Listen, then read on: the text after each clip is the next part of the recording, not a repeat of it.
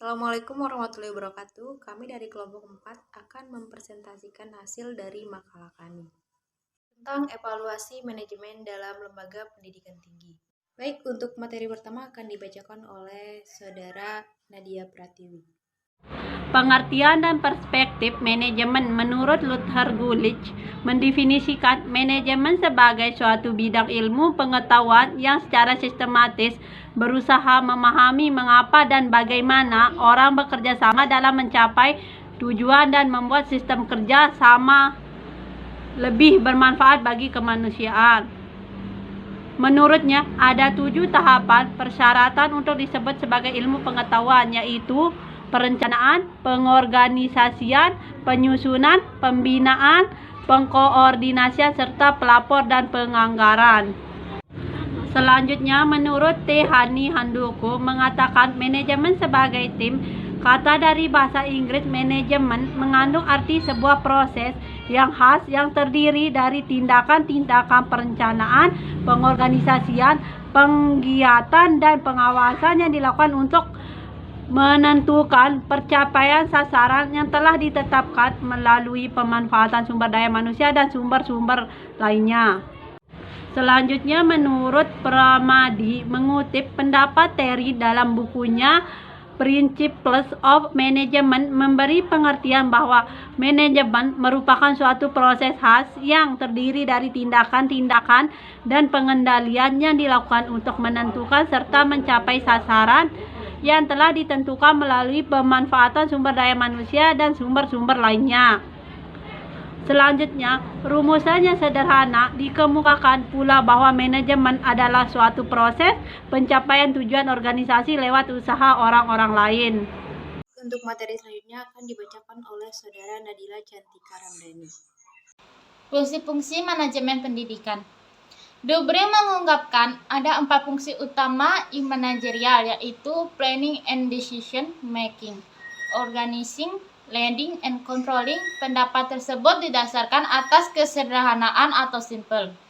Uraian yang dimaksud sebagai berikut. Planning merupakan salah satu fungsi penting dalam proses manajemen.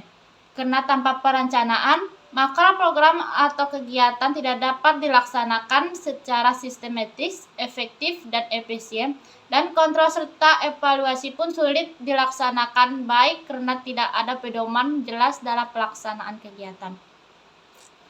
Organizing merupakan suatu proses pengorganisasian terhadap semua sumber daya manusia dan sumber daya fisik sesuai dengan rencana untuk mencapai tujuan organisasi, termasuk di dalam pembagian tugas, pembagian kerja sesuai dengan job dan tugas, serta menentukan otoritas yang berhubungan. Lending adalah upaya mempengaruhi orang lain untuk mencapai tujuan organisasi, termasuk di dalamnya suatu proses untuk menjelaskan sesuatu kegiatan seperti motivasi, mengkomunikasi, melatih, dan memberi petunjuk kepada bawahan agar mereka dapat mencapai tujuan. Controlling dapat diterjemahkan sebagai pengawasan, tetapi dapat juga diterjemahkan sebagai pengendalian. 24 menurut Siagian, pengawasan adalah proses pengamatan daripada pelaksanaan seluruh kegiatan organisasi untuk menjamin agar semua pekerja yang sedang dilakukan berjalan sesuai dengan rencana yang telah ditentukan sebelumnya. Materi ketiga akan disampaikan oleh Saudara Nurul Wahida. Baik, terima kasih kepada moderator yang sudah menyediakan waktunya. Di sini saya akan membacakan beberapa pengertian evaluasi menurut para ahlinya. Yang pertama, Staplebeam and Sinfield memberikan rumusan evaluasi lebih luas dibandingkan dengan rumusan yang dikemukakan oleh para ahli lainnya.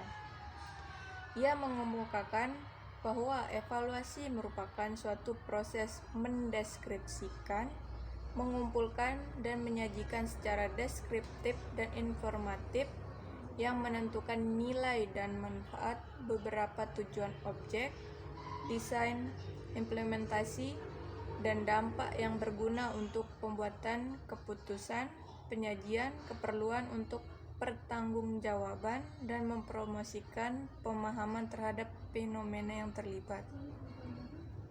Selanjutnya, Scriven and Weiss yang dikutip oleh Fierro dan Oriens menyebutkan evaluasi adalah investigasi sistematis senilai atau makna dari suatu objek hasil operasi dari program yang dibandingkan dengan satu set standar eksplisit atau implisit sebagai sarana memberikan kontribusi bagi perbaikan program atau kebijakan. Yang terakhir, Scriven yang dikutip oleh Fitzpatrick, Sanders, dan Wotton menyatakan evaluasi menilai layak atau kebaikan sesuatu. Definisi serupa dikemukakan oleh Daryanto yang menyatakan evaluasi adalah mengukur dan menilai. Dalam kaitan definisi tersebut, Arikunto mengatakan bahwa evaluasi meliputi kedua langkah tersebut, yakni mengukur dan menilai. Sekian yang dapat saya sampaikan, saya kembalikan ke moderator. Baik, untuk materi terakhir akan dibacakan oleh Saudara Amelia Ananda. Beberapa uraian yang dikemukakan oleh para ahli, maka dapat dikemukakan beberapa rumusan evaluasi sebagai berikut. Yang pertama, evaluasi merupakan serangkaian kegiatan yang dilakukan secara terencana atau terprogram dan sistematis. Yang kedua, evaluasi adalah proses kegiatan mengumpulkan, mendeskripsikan, menginterpretasikan, dan menyajikan informasi secara teratur dan berkesinambung tentang suatu program untuk dapat digunakan sebagai dasar membuat keputusan. Yang ketiga, evaluasi merupakan kegiatan pembandingan atau kegiatan penyelarasan terhadap suatu program dengan kriteria program yang ditentukan. Yang keempat, evaluasi adalah proses penentuan sejauh mana tujuan dari suatu program dapat dicapai.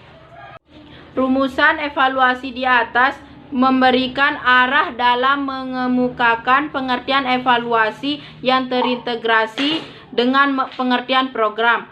Kegiatan evaluasi ditujukan kepada program, sedangkan program menuntut seadanya kegiatan evaluasi untuk melihat keberhasilan atau tidaknya suatu program. Itulah tadi penyampaian hasil dari makalah kami. Lebih kurangnya kami mohon maaf. Wassalamualaikum warahmatullahi wabarakatuh.